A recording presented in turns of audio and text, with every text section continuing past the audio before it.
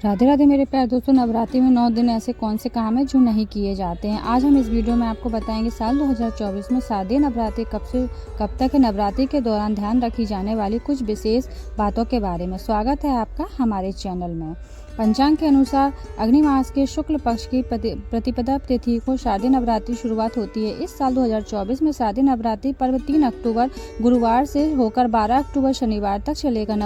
नवरात्रों के दिन 9 दिनों के दौरान कुछ खास नियमों का पालन करते हुए माँ दुर्गा के 9 रूपों का पूजन किया जाता है। इससे माँ दुर्गा प्रसन्न होकर सभी मनोकामनाएं पूरी करती हैं। आइए जानते हैं शास्त्रों के अनुसार नवरात्रि में माँ दुर्गा की पूजा के दौरान किन नियमों का पालन करना चाहिए।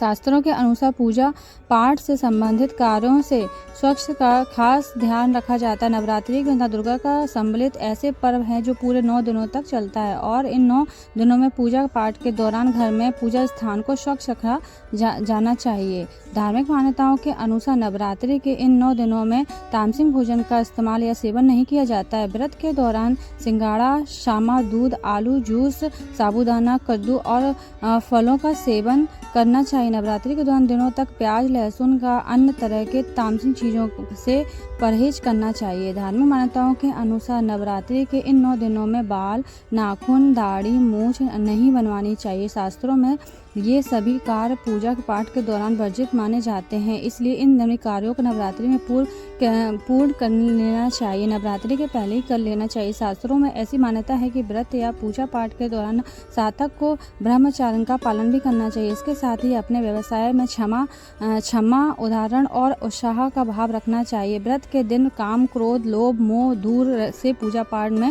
मन लगाना चाहिए। शास्त्रों के अनुसार नवरात्रि के इन पावन दिनों में घर के माहौल को पूरी तरह से सात्विक रखना चाहिए। घर में आंशिक या कलह करने से बचना चाहिए। घर का वातावरण शांत रखना चाहिए। व्यक्ति को बनाए रखना चाहिए। सकारात्मक ऊर्जा का प्रयोग होता है। शास्त्रों के 9 दिनों में बहुत से लोग सिर्फ व्रत रखते ही बल्कि कलश स्थापना, अखंड ज्योत माता चौकी आयोजन भी करते हैं। ऐसे में अखंड ज्योत माता चौकी के देख रेख के लिए भी किसी न किसी को होना चाहिए।